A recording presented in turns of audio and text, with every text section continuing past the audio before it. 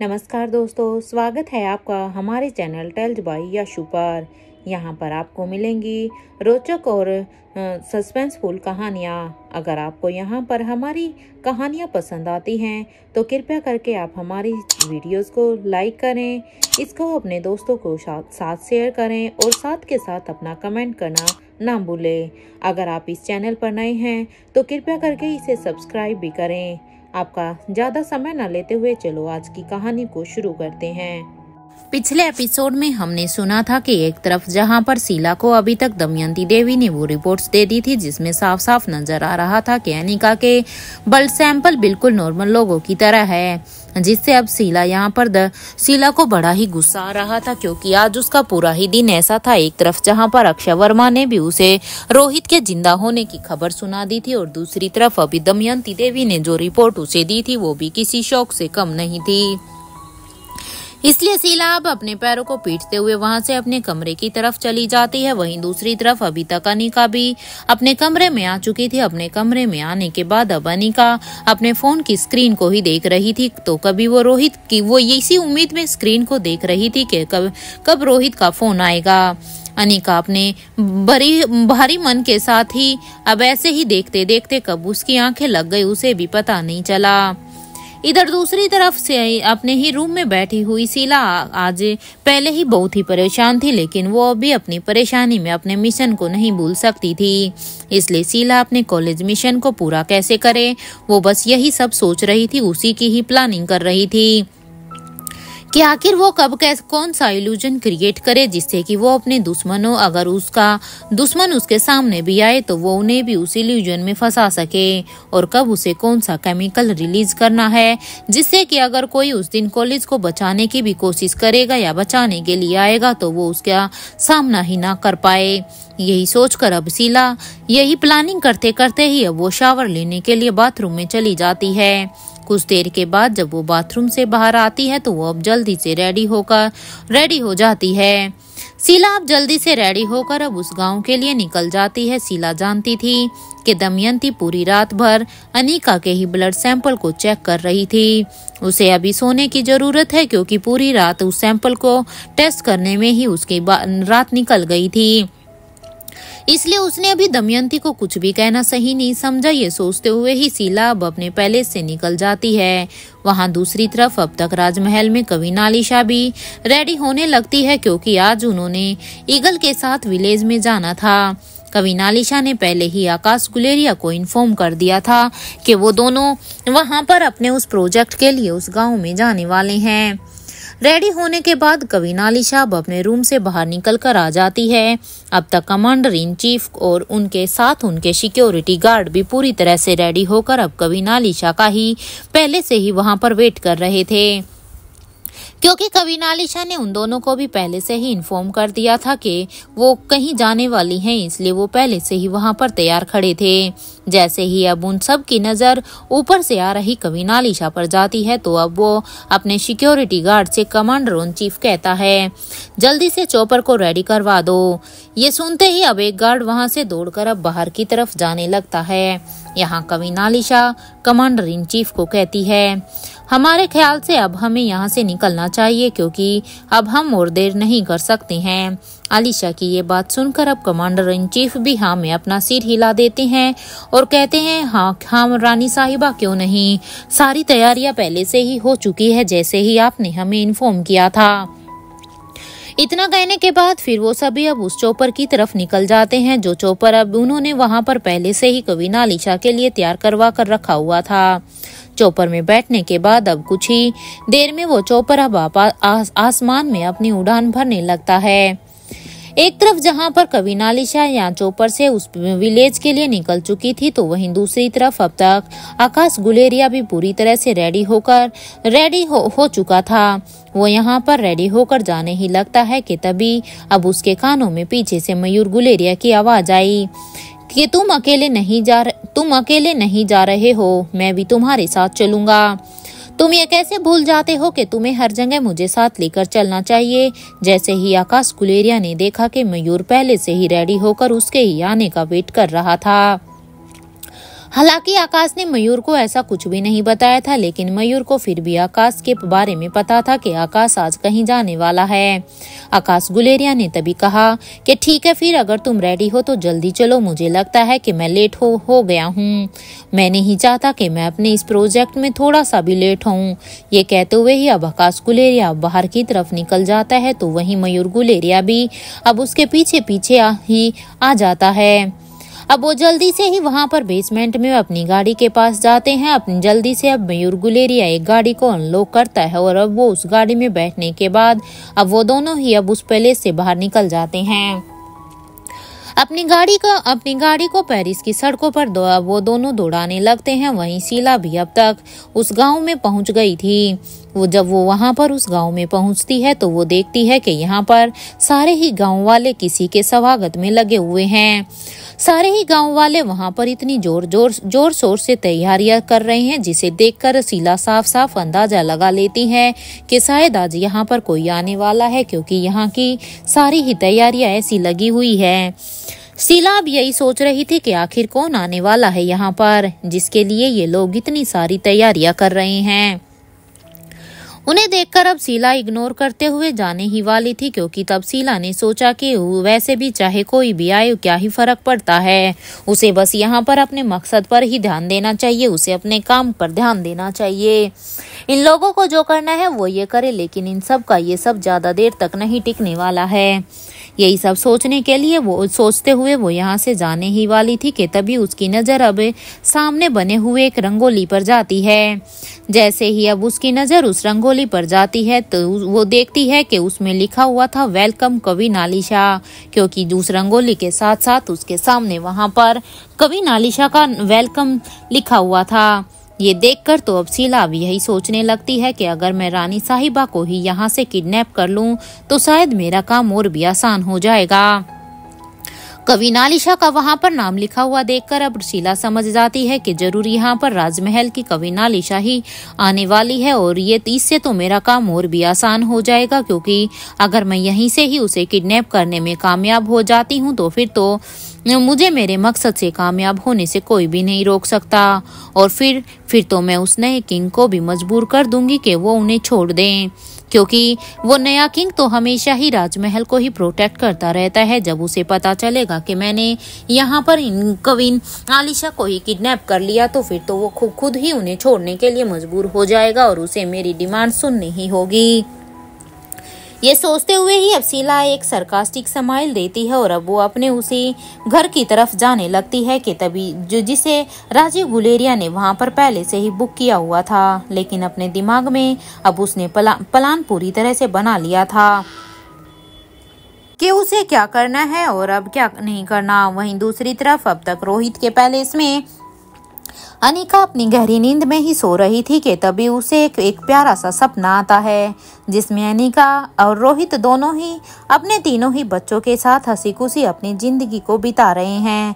अनिका के सपने में रोहित और उसके तीनों ही बच्चे आए हुए थे। जहां रिया की शरारतें भी थी तो वहीं आर्यन की मासूमियत और अलेक्जेंडर हमेशा की ही तरह अपने दोनों ही भाई बहनों को संभालते हुए दिखाई देता है। इस सपने में यहाँ पर रोहित और अनिका दोनों ही एक दूसरे में खोए हुए थे। जहां रोहित अनिका को किस करने की कोशिश कर रहा था तो वहीं अनिका उसे रोकने की कोशिश कर रही थी। अनिका का यह सपना उसकी रियल लाइफ से रिलेटेड ही आ रहा था। अनिका अब मिस रोहित को कह रही थी, मिस्टर मारवा, बच्चों के सामने ऐसा कुछ भी मत करने की सोचना, नहीं तो देख लेना, कम से कम बच्चों के सामने तो रुक जाया करो।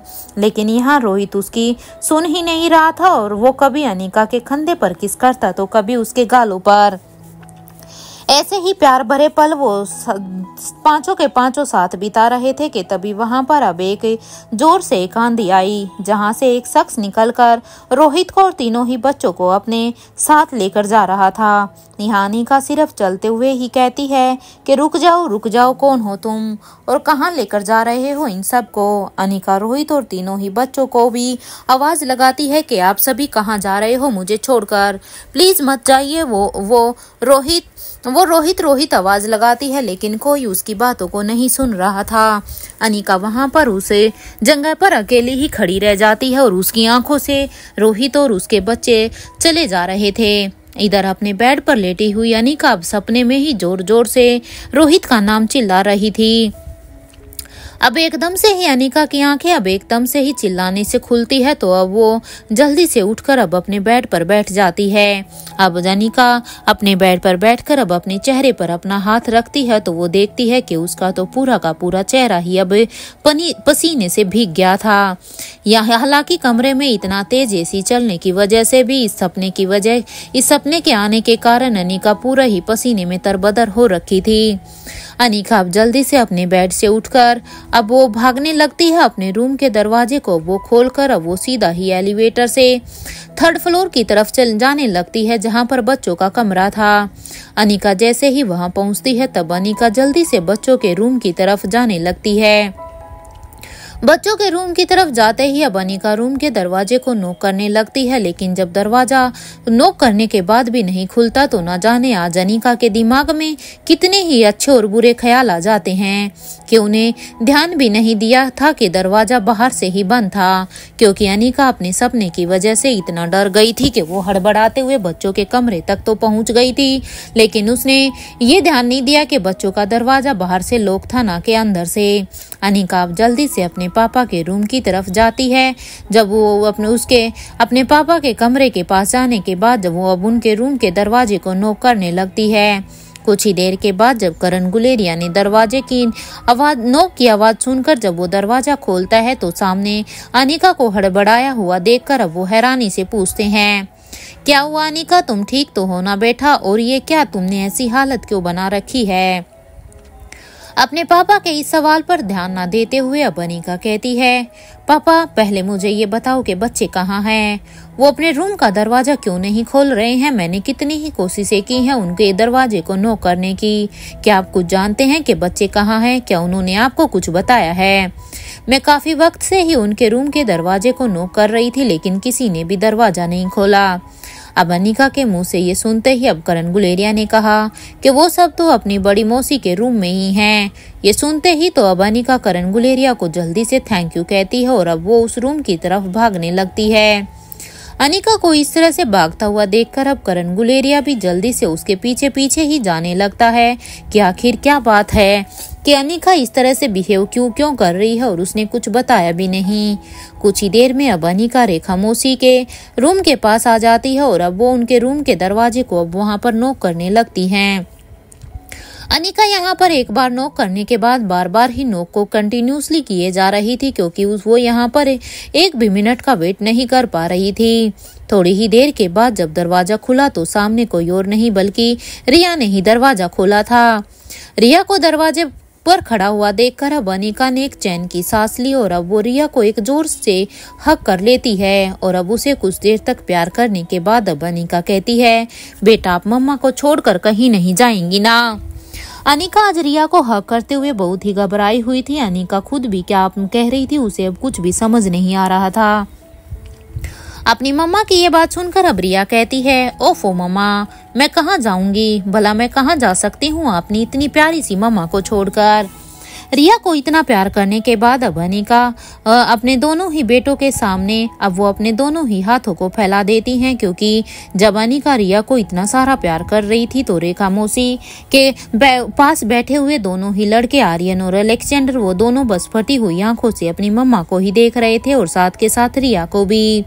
हालांकि आर्यन और अलेक्जेंडर ने ये नोटिस कर लिया था कि उसकी मम्मा कुछ ज्यादा ही घबराई हुई है, पता नहीं क्या हुआ है, लेकिन जब अभी वो कुछ भी नहीं कहते हैं, अब अनिका ने जब अपने दोनों ही हाथों को उनकी तरफ फैलाया तो ये देखकर अब आर्यन और अलेक्जेंडर भी दोनों ही अब रेखा मौसी के बेड से खड़े होकर दौड़कर अब अपनी मम्मा के पास आ जाते हैं और वो दोनों भी अनिका को जोर से हक कर लेते हैं। आर्यन अब अनिका से कहता है, मम्मा आप ठीक तो है ना, क्या हुआ है, आप इतनी घबराई हुई क्यों लग रही हैं।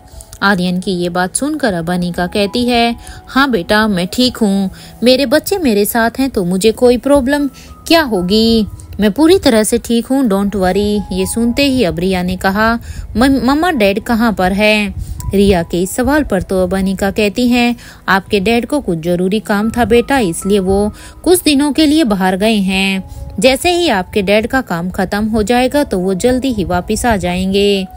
अनिका के मुंह से ये सब सुनते ही अब रिया अनिका को फिर से एक जोर का हक करते हुए कहती है, मम्मा बस एक बार डैड से बात करवा दीजिए ना। आप उन्हें कहना कि रिया उनसे बात करना चाहती है, क्योंकि मैं अब डैड से बात किए बिना अब नहीं रह सकती। ठीक है, अगर वो अभी यहाँ नहीं आ सकते, उन्हें टाइम लगेगा तो कोई बात नहीं, लेकिन एटलीस्ट आप बात तो करा सकती हैं ना। मुझे डैड की बहुत ही याद आ रही है। आप देखिएगा, डैड आपको मना नहीं कर पाएंगे बात करने से। वो क्या है ना मम्मा, डैड आपसे ज्यादा मुझसे प्यार करते हैं। रिया की इस बात ने एक जादू सा बिखेर दिया था। वहाँ सभी के चेहरे पर अब एक समाइल आ गई थी। करण गुलेरिया, जो अभी अभी अनिका के पीछे पीछे ही आए थे, जब वहाँ पर आने के बाद उन्होंने यहाँ का नजारा देखा तो रिया की ये सब बातें सुनी तो अब उसके भी चेहरे पर एक समाइल थी। अब करण गुलेरिया भी अंदाजा लगा लेते हैं कि शायद अनिका ने सच में कोई बुरा सपना देखा होगा, जिसकी वजह से ही अनिका इतनी हड़बड़ाई हुई थी। अब इन सभी के पीछे खड़े हुए करण गुलेरिया ये सब देख ही रहे थे। वो बिना कुछ बोले ही अब वहां से वापस चले जाते हैं, क्योंकि अब वो अंदाजा लगा लेते हैं कि अनिका पूरी तरह से ठीक है। अब वहां सामने रेखा मौसी भी अभी तक खामोश थी, क्योंकि वो कुछ बोलकर इतने खूबसूरत मोमेंट को खराब नहीं करना चाहती थी, क्योंकि ये सच में ही माँ और बच्चों का एक खूबसूरत मोमेंट था। इधर इंडिया में मनाली में डोगरा हाउस में कुणाल के चेहरे पर अब एक थप्पड़ मारते हुए अब उसके पापा कहते हैं, तुम मेरी औलाद होकर भी तुम किसी भी काम के नहीं हो। यहाँ पर कुणाल के पापा उसको जोर का थप्पड़ लगाते हुए ये सब कह रहे थे। अरे मुझे तो समझ में ही नहीं आता कि तुम्हें घमंड किस बात का है। अच्छा खासा तुम्हारी शादी कितने साल पहले उस स्वाति मल्होत्रा की बेटी से हो गई थी, लेकिन तुम्हें तो वो पसंद ही नहीं थी। और उसका रीजन भी क्या था? सिर्फ तुम्हारा ईगो। अपने ईगो की वजह से ही तुमने क्या किया है, तुम्हें इस बात का अंदाजा भी नहीं है। इतने साल हो गए हैं, लेकिन अब तक भी तुम्हारे अंदर उस चीज का कोई गिल्ट भी नहीं है। अपने पापा की ये बात सुनकर अब कुणाल कहता है, हाँ मैं मानता हूँ, लेकिन उसमें मेरी कोई भी गलती नहीं है। मैं मानता हूँ उस समय मेरे से गलती हुई, क्योंकि सच में वो बाद में इतनी खूबसूरत हो गई थी, मुझे तो ये पता भी नहीं था। उस बात के लिए तो आज मैं भी पछता रहा हूँ, लेकिन जिस समय मेरी उसके साथ शादी हुई थी उस समय मैंने कोई भी गलती नहीं की थी। एक तो उस समय अनिका गुलेरिया इतनी मोटी थी, और उसके बाद वो न जाने किसके बच्चे की माँ बन गई थी। भला मैं किसी और के बच्चे को अपना नाम क्यों दूं? अगर वो किसी और के बच्चे की माँ बन गई थी तो मैं उसे क्यों अपनाऊं? क्यों मैं उसे अपनी बीबी मानूं? ये सुनते ही तो अब उसके पापा को और भी गुस्सा आता है, और वो कहते हैं, तुम जानते हो ना कि उसके बच्चों का बाप कोई और नहीं बल्कि दिल्ली का सबसे बड़ा बिजनेसमैन ही उसका बाप था। ये सुनते ही अब कुणाल गुस्से से बोला कि वही तो मुझे समझ में नहीं आता कि जिसके पीछे ना जाने कितनी ही लड़कियां थी। मतलब कि रोहित मारवा के साथ तो हर एक लड़की सेट होना चाहती थी, तो उस रोहित मारवा को उस मोटी लड़की में क्या नजर आया कि वो उसी से ही प्यार क्यों करेगा? यहाँ तक कि वो उसके बच्चों की माँ भी बन गई। ये सुनते ही अब कुणाल के पापा ने उसे अब और एक जोर से एक और थप्पड़ मारते हुए अब वो उसे वहां से जाने के लिए कहता है। वो कहता है कि तुम नालायक हो, तुम सच में किसी भी काम के नहीं हो।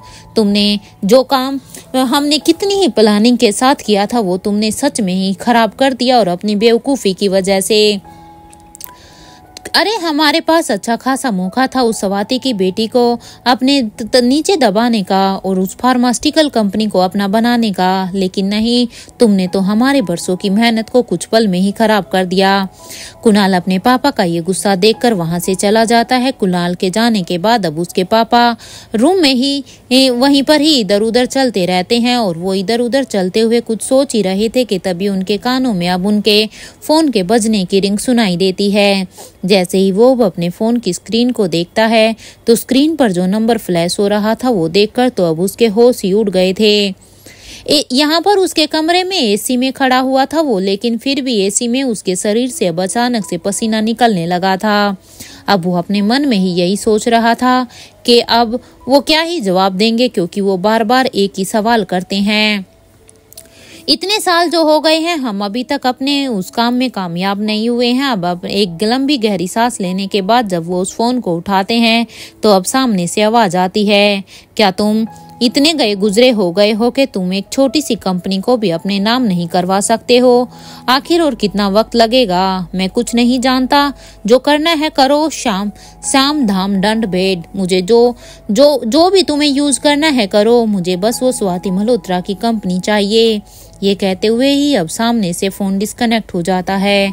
यहाँ कुणाल के पापा अभी हैरान थे कि उन्हें समझ में ही नहीं आ रहा था कि आखिर वो उस छोटी सी कंपनी में क्या है जिसे पाने के लिए सर जी इतना सब कुछ कर रहे थे। कितने साल हो गए हैं यहाँ पर उन्हें ये सब इंतजार करते हुए, लेकिन अभी तक वो कंपनी उनके हाथ में नहीं आई है। अगर बरसों पहले कुणाल की शादी उस अनिका से हो तो गई थी, लेकिन क्योंकि कुणाल ने उस समय अनिका को नहीं अपनाया था, इसकी वजह से उनके हाथों से ये डील चली गई थी। अब वो यही सोचते हैं कि कितनी मेहनत की थी मैंने स्वाति मल्होत्रा के सामने एक अच्छा इंसान बनने की, और मेरी मेहनत भी रंग लाई थी, क्योंकि खुद स्वाति मल्होत्रा ने ही अपनी बेटी का मैरिज एग्रीमेंट डोगरा परिवार के बेटे के साथ कर भी दिया था। सब कुछ हमारे प्लान के हिसाब से ही चल रहा था।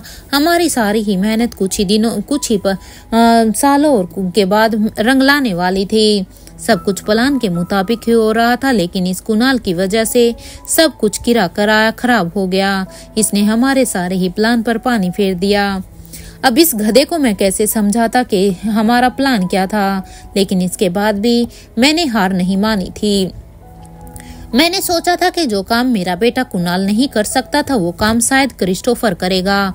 कितनी ही प्लानिंग करके उसे अनिका के पास मैंने दिल्ली भेजा था, ताकि क्रिस्टोफर यानी कि आशीष डोगरा वो अनिका को अपने जाल में फंसाए। उस गौतम गुलेरिया की जब न्यूज में स्वाति मल्होत्रा और अनिका के बारे में बकवास चल रही थी, तब मैंने ही क्रिस्टोफर को यानी कि आकाश को कहा था कि वो उस टेप रिकॉर्डिंग को सबके सामने सुना दे, ताकि अगर आकाश वहां पर इसे हेल्प को अनिका के सामने दिखाएगा तो शायद उन दोनों की कोई ना कोई बात जरूर बनेगी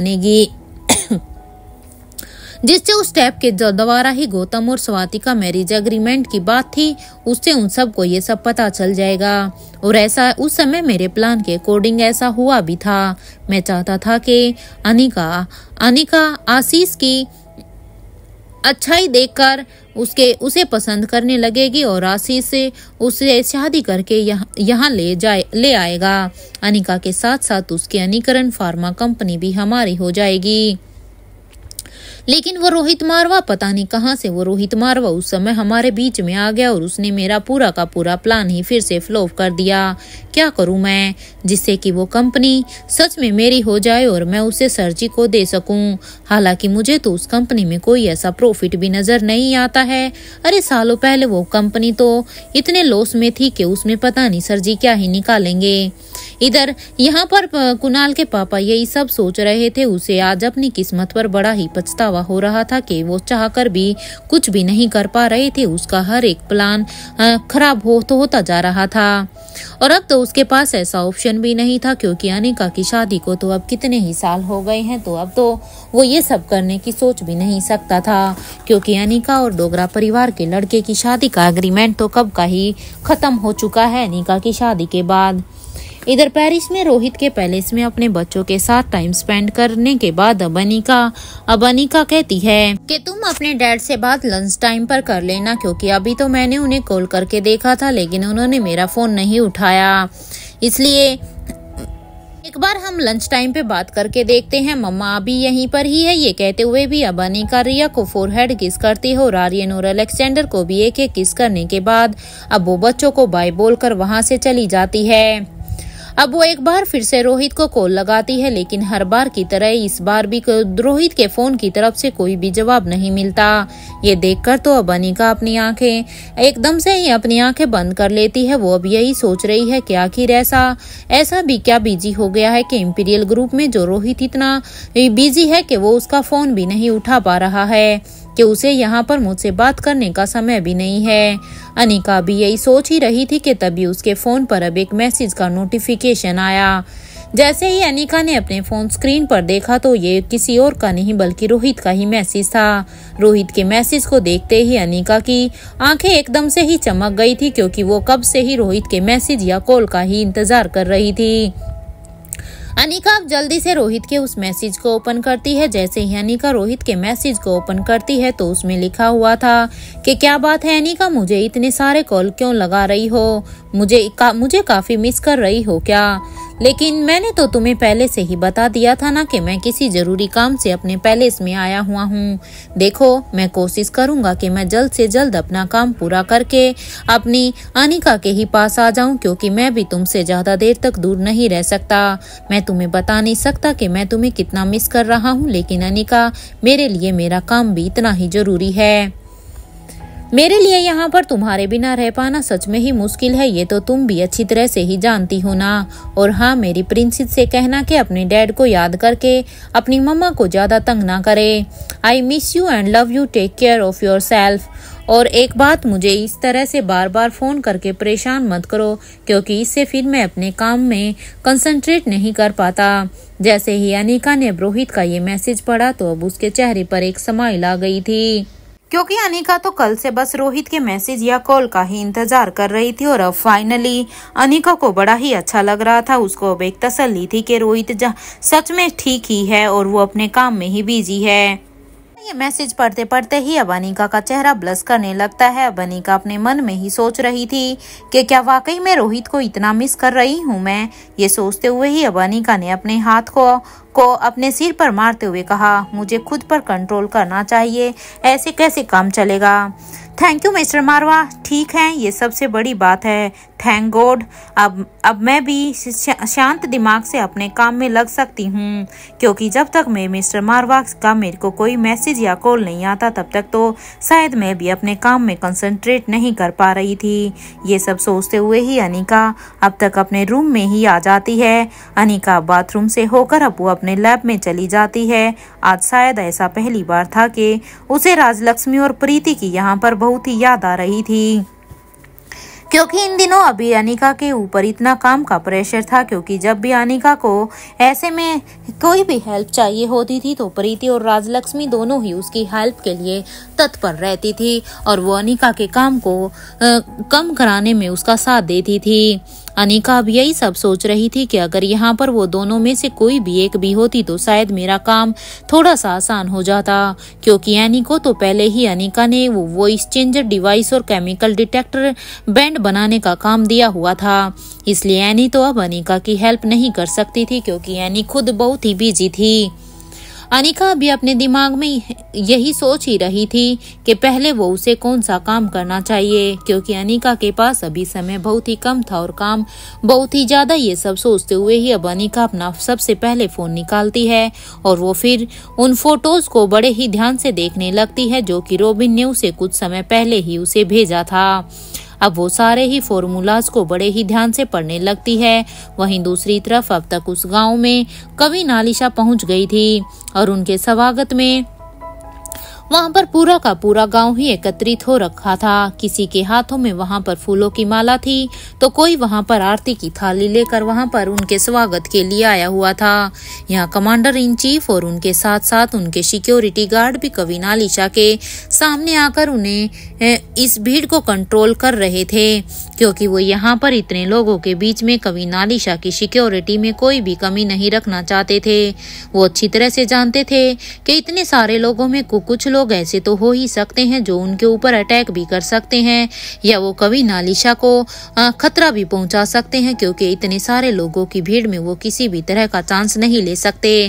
इसलिए कमांडर ऑन चीफ ने अपने कुछ से आदमियों को कह दिया था जो उस भीड़ को कंट्रोल कर रहे थे, और कुछ ने वहां पर कवि नालिशा के चारों तरफ अपनी सिक्योरिटी का एक घेरा बनाया हुआ था ताकि कोई भी कवि नालिशा तक उस सिक्योरिटी को तोड़कर पहुंच ना सके। कमांडर इन चीफ ने वहां पर कहा, उस भीड़ से कहा कि देखिए रानी साहिबा आप लोगों के लिए यहाँ पर आई है, इसलिए आप सब लोग संयम बनाए रखें। वो आप सभी से ही बात करने के लिए आई है।